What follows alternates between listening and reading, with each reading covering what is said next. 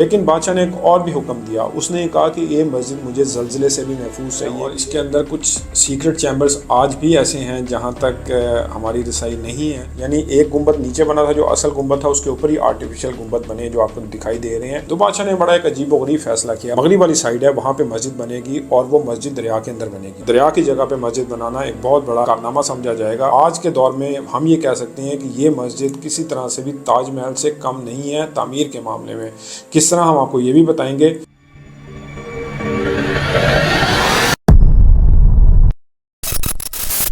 دوستو، کنسٹرکشن کہانی کے دوسرے ایپیسوڈ کے ساتھ ہم حاضر ہیں، اور اس ایپیسوڈ میں ہم آپ کو بادشاہی مسجد کے ایسے اسرار و رموز کے بارے میں بتائیں گے کہ آپ سن کے حیران رہ جائیں گے۔ یہ مسجد اورنگزیب عالمگیر نے بنائی ہے، اور اورنگزیب عالمگیر ایسا بادشاہ تھا کہ جس کے بارے میں مشہور ہے کہ اس نے نہ تو کوئی نماز چھوڑی اور نہ ہی کوئی بھائی۔ ایک طرف تو اتنا وہ ظالم تھا کہ اپنے بھائیوں کو مروا دیا کہ جو اس کے خلاف سامنے کھڑا ہوتا تھا یا اس ڈر سے کہ کوئی کھڑا نہ ہو جائے، اور دوسری طرف اتنا زیادہ نیک دل تھا کہ وہ ٹوپیاں اور چٹائیاں سی کے اپنا گزارا کیا کرتا تھا۔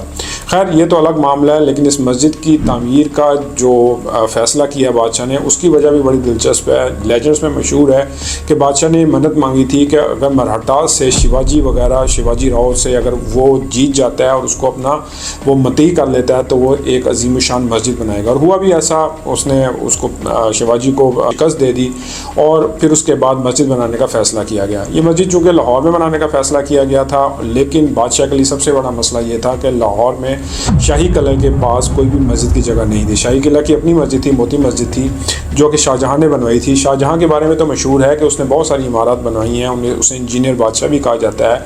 دہلی کا جو لال قلعہ ہے، آگرہ کا فورٹ ہے، تاج محل ہے، موتی مسجد ہے، وزیر خان مسجد ہے، اور بہت ساری عمارات شاہ جہاں نے بنوائی۔ لیکن اورنگزیب کے بارے میں بہت کم مانا جاتا ہے کہ اس نے کوئی عمارات بنوائی، اور بلکہ کہا جاتا ہے کہ وہ عمارات بنانے کے اور اس طرح کے جو شوشات تھی اس کے خلاف تھا۔ لیکن یہ مسجد اس کی کاریگری اور اس کی انجینئرنگ کا ثبوت ہے، اور آج کے دور میں ہم یہ کہہ سکتے ہیں کہ یہ مسجد کسی طرح سے بھی تاج محل سے کم نہیں ہے تعمیر کے معاملے میں۔ کس طرح ہم آپ کو یہ بھی بتائیں گے۔ تو جب بادشاہ نے مسجد بنانے کا فیصلہ کیا تو اس کے لیے سب سے بڑا جو مسئلہ تھا وہ جگہ کا مسئلہ تھا، کیونکہ جو شاہی قلعہ ہے اس کے دو اطراف میں دریا بہتا تھا اور دو اطراف میں آبادی تھی۔ تو بادشاہ نے بڑا ایک عجیب و غریب فیصلہ کیا۔ اس نے یہ کہا کہ مغرب والی سائڈ ہے وہاں پہ مسجد بنے گی، اور وہ مسجد دریا کے اندر بنے گی۔ تو اس کے لیے لازمی تھا کہ دریا کا رخ چینج کیا جاتا۔ انجینئرز نے دریا کا رخ چینج کیا، اور اس کے بعد اس مسجد کی تعمیر کا جو مرحلہ ہے وہ پیش آیا، اور کہتے ہیں کہ دریا راوی ہزاروں سالوں سے وہاں سے بہ رہا تھا، اس کا رخ ہمیشہ کے لیے وہاں سے چینج ہو گیا تھا۔ دریا راوی ایک بڑا ہی ایک پیچیدہ قسم کا دریا ہے، لکیر میں جو ہے نا وہ نہیں بہتا بلکہ وہ زگ زیگ پاتھ میں بہتا ہے۔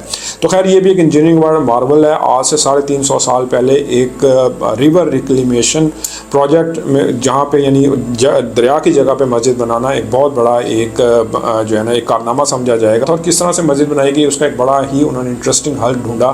اس مسجد کی بنیادوں میں یعنی پوری جہاں پہ مسجد بنی ہے، اس کو ایک تو انہوں نے زمین کی سطح اس سے اس کو اونچا رکھا گیا۔ آج بھی 22 سیڑھیاں چڑھ کے ہم مسجد میں جاتے ہیں، اور یہ مسجد باقی تمام عمارات سے بہت زیادہ اونچی ہے، اور لیکن اس کی فاؤنڈیشن انہوں نے اس طرح سے بنائی تھی کہ اس کے اندر انہوں نے پتھر بھرے۔ لیکن بادشاہ نے ایک اور بھی حکم دیا، اس نے کہا کہ یہ مسجد مجھے زلزلے سے بھی محفوظ چاہیے، کہ یہ آنے والی تمام عمر کے لیے کبھی بھی یہ زلزلہ آئے تو یہ عمارت گرے نہ۔ اس وقت کے انجینئرز نے اس کی ایک بڑی ہی دلچسپ ٹیکنیک یہ نکالی کہ نرسل کے درخت کی جو چٹائیاں ہیں، جو اس کی چھالیں ہیں، اس کو لائم سٹون میں بھر کے اور مٹی کے ساتھ ان کا ایک گودا تیار کیا گیا، اور اس پتھروں کے اوپر اس لیئرز کے اندر پتھر تھے، اس کے اوپر پھر وہ اس مٹی کی لیئر تھی، پھر پتھر تھے، اس کی فاؤنڈیشن تیار کی گئی۔ تو فاؤنڈیشن نہ صرف مضبوط ہوگی بلکہ لچکدار بھی ہوگی۔ جی دوستو، جیسا کہ آپ کو پہلے بتایا تھا کہ یہ مسجد جو ہے پلیٹ فارم پہ بنی تھی، اور یہ اچھے خاصی اونچی مسجد تھی۔ اس مسجد کا ایک اور بہت ہی زبردست پہلو اس کے گنبد ہیں۔ اس میں 3 بہت بڑے بڑے گنبد بنائے گئے تھے، لیکن آپ کو یہ سن کے حیرت ہوگی کہ یہ جتنے بھی گنبد تھے یہ ڈبل تھے۔ یعنی ایک گنبد نیچے بنا تھا جو اصل گنبد تھا، اس کے اوپر ہی آرٹیفیشل گنبد بنے جو آپ کو دکھائی دے رہے ہیں، اور یہ گنبد بلب ٹائپ کے تھے۔ اس کا وجہ یہ تھی ही इस तरह से इसका स्ट्रक्चर बनाने की गुंबद भी मीनार की तरह ही ऊंचे नजर आए। आपने देखा होगा कि गुंबद हमेशा फैलाव में बनते थे, गुंबद नीचे रह जाते थे और मीनार हमेशा जो बनते थे वो ऊपर होते थे। लेकिन इस मस्जिद की खास बात यह है कि अगर आप इसके गुंबद भी देखें तो ये गुंबद और मीनारों का एक मिक्सचर नजर आता है, क्योंकि इसके गुंबदों की भी हाइट बहुत ज़्यादा है और ये दूर से नजर आती है। और इस गुंबद बनाने की टेक्निक जो है ना, ये बेसिकली वस्त एशिया से मुग़लों ने सीखी थी और इस गुंबद या डूम्स के ज़रिए ही पूरी इमारत बनाई जाती थी, क्योंकि उस दौर में ना तो सीमेंट होता था और ना ही स्टील होता था। सीमेंट की जगह पे दाल जो माश है, मसूर की दाल है, उसके अलावा लाइमस्टोन है, चूना है, उसके अलावा मट्टी है। और कई बुक्स में लिखा गया है कि जो अंडे की जो जर्दी है, जो कि इतना अच्छा मिक्सचर नहीं उससे बनता, लेकिन वो भी इस्तेमाल की गई है।